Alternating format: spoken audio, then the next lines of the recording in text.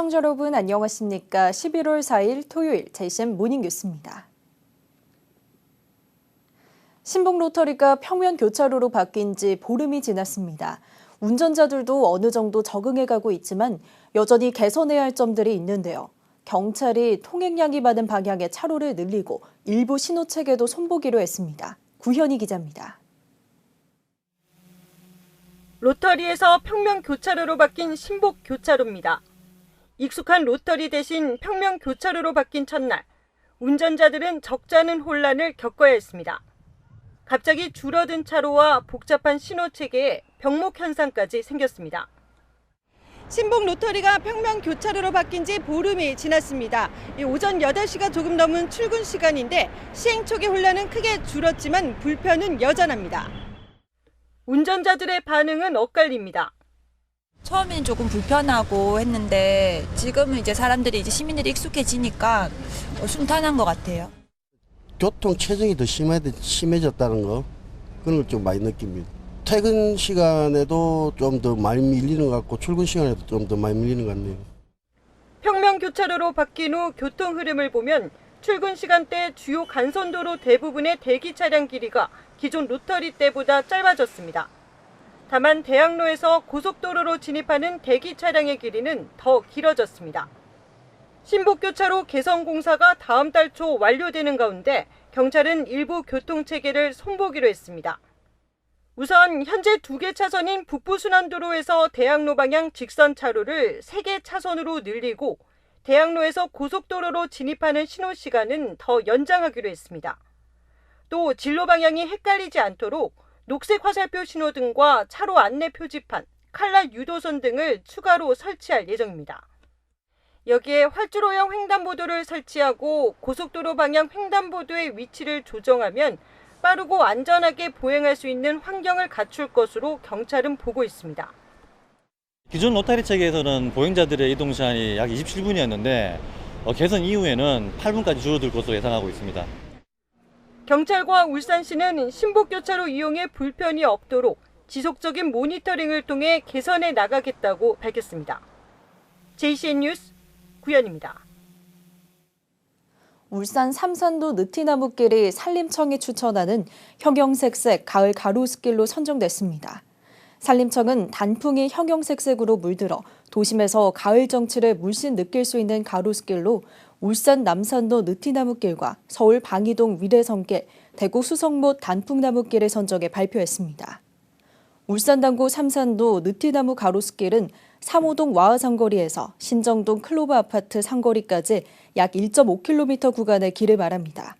산림청은 남산도 느티나무 가로수길은 가지를 넓게 뻗은 느티나무 특유의 수형으로 운치 있는 풍광을 만들어내며 인근의 태화강 국가정원과 남산 근린공원 등과 연결돼 걷는 이들에게 여유로운 분위기를 선사하고 있다고 설명했습니다.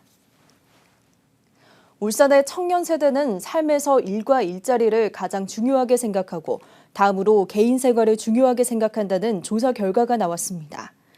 울산복지가족재능사회서비스원이 최근 펴낸 브리프에 따르면 청년 1,500명을 대상으로 한 설문에서 일이 중요하다고 답한 경우가 전체 34%로 가장 많고 다음으로 27.9%가 개인 생활이 중요하다고 답했습니다.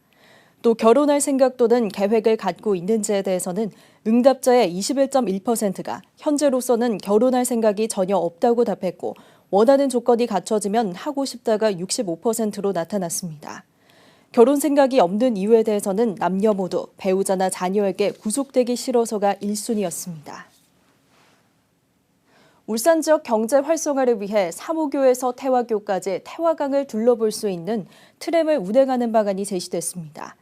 이 제안은 울산시의회 의원연구단체인 울산지역경제연구회가 어제 시의회 다목적 회의실에서 열린 정책연구용역 최종 보고에서 제시된 내용 가운데 하나입니다. 이번 용역에서는 이 밖에도 신정시장과 국가정원을 연계하는 트램을 도입하고 사무동에서 장생포항까지 연결하는 전기 유람선 운행도 제안했습니다. 또 시장 내 특화거리 조성 등 시장별 경제 활성화 거버넌스를 구축하는 방안으로 함께 나왔습니다. 미포구장 재개장을 맞아 어제부터 13일까지 미포구장 등 울산 5개 축구장에서 2023 축의 한국 여자축구 연맹전이 열립니다. 한국여자축구연맹이 주최하는 이번 대회에는 초중등부와 대학, 일반 등 총 49개 팀 1,500여 명의 선수들이 울산의 각 축구장에서 실력을 겨루게 됩니다. 미포구장에서는 개장 첫 경기로 현대 청운중학교와 대구 상원중학교 경기가 진행됐습니다.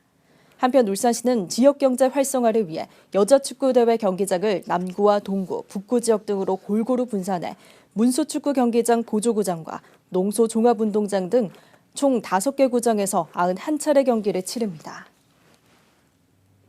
동구 방어진공원 내 미포구장이 새 단장을 마치고 어제 개장식을 가졌습니다. 미포구장은 피파 월드컵이 열린 지난 2002년 준공 이후 현대 미포조선에서 관리해오다가 올해 6월 울산시가 무상 귀속받았으며 지난 9월부터 천연잔디 구장을 인조잔디로 바꾸고 테니스장과 족구장, 트랙 등의 시설도 재정비했습니다. 울산시는 지난 10월 수탁기간 선정 공모를 통해 울산시체육회를 미포구장 운영기관으로 선정했습니다. 개인정보 유출로 누군가 4명이 알뜰폰을 무단으로 개통하는 사례 이전부터 많이 있었죠. 그런데 명의를 도용해 만든 알뜰폰으로 또 다른 번호까지 개설하는 수법이 등장해 주의가 요구됩니다. 전동훈 기자가 취재했습니다. 지난 8월 누군가 A씨 명의로 2개의 알뜰폰을 개통했습니다. 이어 하루 뒤 A씨 명의 알뜰폰으로 또 다른 전화번호가 만들어졌습니다. A씨가 확보한 녹취록에는 누군가 통신사 상담원과 전화를 하면서 전화번호를 개통하는 내용이 담겨 있습니다. 혹시 어떻게 되십니까? 울산 광역시 동구 숫자 7. A씨는 자신의 목소리가 아니라고 말합니다. 방금 제 목소리 아니에요. 그 사람이 저 몰래 알뜰폰을 이용해서 통신사에 전화해가지고 폰을 개통했더라고요. 저는 제 폰 이거로만 개통이 가능한 걸로 알았는데 이렇게 저도 모르게 개통되었다는 거는 저는 상상도 못했어요. 이런 일이 가능한 이유는 나도 모르게 만들어진 알뜰폰으로도 본인 인증이 가능하기 때문입니다. 그 인증이나 이런 거는 그 전화 명의자의 핸드폰으로만 가능하세요? 그럼 원래 제가 가지고 있던 거랑 알뜰폰이랑 2개 있으면 둘 다 제 명의니까 알뜰폰만으로도 인증이 가능한 것 아닙니까? 동일 명의의 핸드폰이면 됩니다. 명의자만 같다면 모든 휴대폰으로 인증이 가능한 절차가 문제라는 지적도 나옵니다. 범죄자들이 알뜰폰을 만들고 그거를 바탕으로 또 새로운 핸드폰을 개통하면서 그것이 확산이 되고 범죄로까지 이어질 수 있어서 제도상은 좀 개선점이 필요할 것 같습니다. 개인정보 유출로 이런 일이 시작되는 만큼 현재로선 스스로 신분증을 잘 챙기고 개인정보가 유출되지 않도록 주의할 수밖에 없습니다. JCN 뉴스 전동훈입니다. 울산과학대학교가 2차 전지 산업과 다가오는 초고령 사회 대비를 위한 행사를 개최했습니다. 울산과학대는 어제 지산학 페스티벌의 일환으로 UC 배터리데이 행사를 열고 학생들을 대상으로 2차 전지 기업 관계자와 전문가들의 2차 전지와 전기차 산업 동향에 대한 특강을 진행했습니다. 또 오후에는 초고령 사회 진입에 대한 지역사회 대응 방안 모색을 위해 울부경 초고령 사회로에 전한 리빙랩 포럼을 열어 시의원과 교수, 지역단체 패널과 함께 노인 돌봄 방안에 대한 강연과 토론을 진행했습니다. 울산시의회가 어제부터 16일까지 상임위원회별 안건 처리와 2023년도 행정사무감사에 들어갔습니다.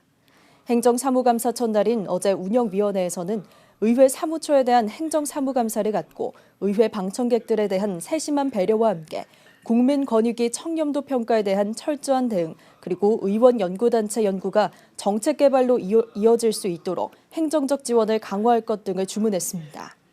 시의회 행감은 오는 6일에는 울산시 기획조정실과 복지여성국, 경제산업실, 그리고 울산교육청 교육국 등의 차례로 이어집니다.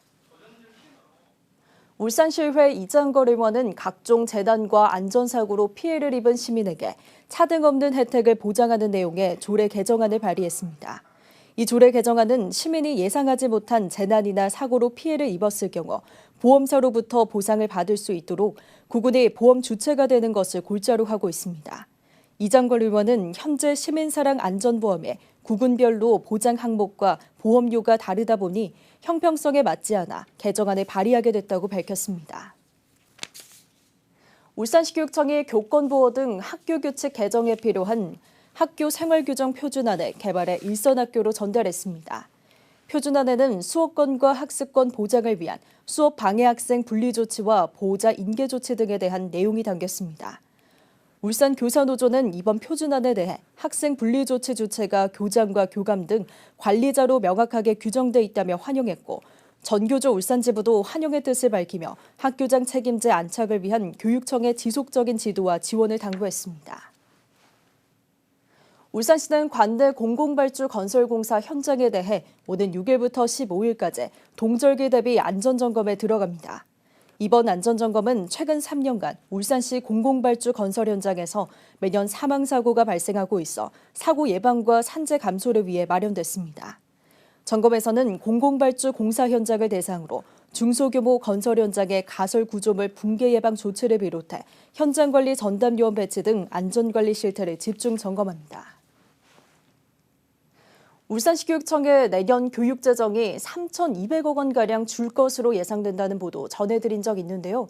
대규모 예산 감소로 퇴직수당 지급도 힘들어지게 돼 교사가 원하는 대로 명예퇴직을 하지 못할 거라는 관측도 나오고 있습니다. 박영훈 기자가 보도합니다. 올해 울산 지역에서 명예퇴직한 교원은 206명. 최근 들어 유초중고 특수교육 교사를 포함한 울산 지역의 명예퇴직 교원은 점점 늘어가고 있는데 내년 명예퇴직 신청 교원도 최소 100명은 넘을 걸로 예상되고 있습니다. 하지만 내년에 명예퇴직을 신청한 교원들이 원하는 대로 명예퇴직을 하기 힘들 수도 있다는 관측이 나오고 있습니다. 정부의 교부금이 줄어 울산시 교육청의 내년 교육 예산이 3천억 원 넘게 감소할 걸로 예상되면서 1인당 수천만 원 규모의 퇴직수당 지급이 어려워진다는 겁니다. 교육청이 지난 2일부터 울산 지역 교원들을 대상으로 명예퇴직 신청을 받고 있지만 신청한 교사들 사이에선 우려의 목소리도 나옵니다. 명퇴 신청자들이 제대로 이제 명퇴 신청이 받아들여지지 않고 할 수 있다라는 그 이야기가 나오면서 선생님들 사이에도 사실 걱정하시는 목소리가 많습니다. 명퇴도 마음 편하게 못 하겠네 이런 얘기도 그냥 우스갯소리를 하시고. 교육청은 명예퇴직 신청 반려 여부를 결정하긴 아직 섣부르다며 올해와 같은 수준으로 내년도 퇴직수당 예산을 신청했다고 밝혔습니다. 예년 수준으로 예산도 편성 지금 현재로는 해봤고 신청이 많아질 거에 예상이 되면은 더 추가로 편성할 수도 있고요. 하지만 교육재정 급감으로 인한 감액 추경이 불가피해진 만큼 실제로 예산이 반영될지는 미지수입니다. 교권 문제가 전국적인 문제로 불거진 상황에서 학생 지도에 어려움을 겪는 교사들의 출근은 오히려 좁아지고 있습니다. JCN 뉴스 박영훈입니다. SK이노베이션이 올해 3분기 영업이익에 1조 5,631억 원을 기록하며 흑자 전환했습니다. SK이노베이션은 유가와 정제 마진이 동방 상승해 전분기 대비 매출액과 영업이익이 각각 1조 1,619억 원, 1조 6,699억 원 증가해 석유 사업의 영업이익이 대폭 개선됐다고 설명했습니다.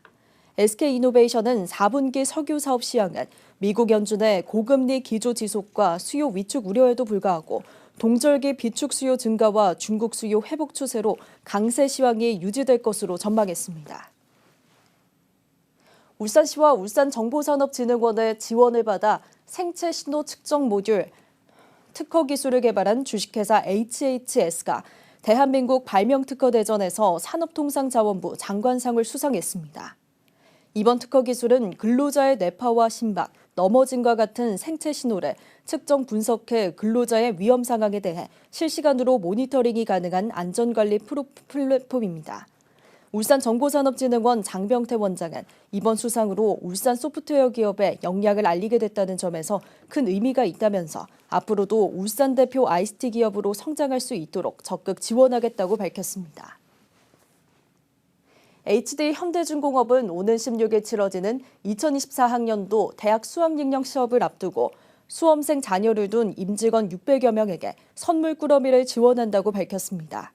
선물 꾸러미에는 대학 합격을 기원하는 엿간식 외에도 인생에서 가장 아름다운 시기인 20대를 맞는 이들을 축하하기 위해 스킨, 로션, 마스크팩 등 남녀별 인기 제품으로 구성된 스킨케어 5종 세트를 담았습니다.